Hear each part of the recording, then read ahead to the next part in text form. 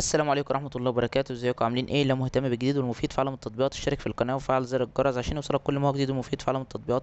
في القناة عندي اقدر افك التطبيقات الحديثة اللي بتسهل عليك حياتك اليومية والتطبيقات الفيك وكمان التطبيقات الهاكر. النهارده ان شاء الله مع شرح تطبيق جديد واسمه شيري ايجيبت. التطبيق ده مساحته 15 ميجا، محمله اكتر من 10,000 شخص. التطبيق ده خاص بعربيات شيري. عربيات شيري دي عربيات الصيني الموجودة داخل جمهورية مصر العربية.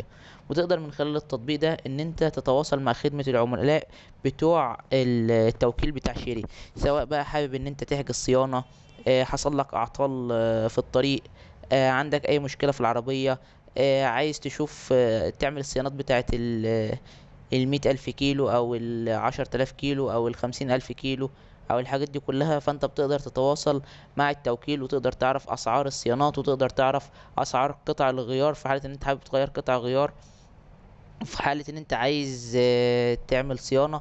كل الحاجات دي بتقدر تعرف اسعارها وتقدر تتواصل مع خدمة العملاء من خلال التطبيق ده، وتقدر تحجز وتقدر ان انت تروح في يوم الحجز اللي انت حاجز فيه، ان انت تصلح العربية او تعمل لها صيانة او تعمل فيها لو فيها اي مشكلة يعني تحل المشكلة دي.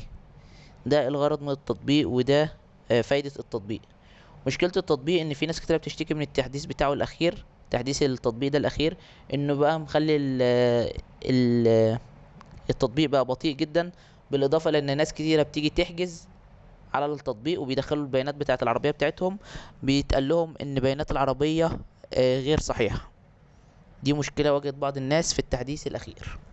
بس كده، ده يعتبر ابسط شرح للتطبيق بالنسبه للمميزات والعيوب. لو عجبك شرح التطبيق يا ريت تدوس لايك للفيديو. لو عايز شرح تطبيق معين يا ريت تسيب لي في الكومنت. لو شفت ميزه او عيب للتطبيق في اي تحديث من التحديثات القادمه اكتبها في تعليقات الفيديو. شكرا، سلام عليكم.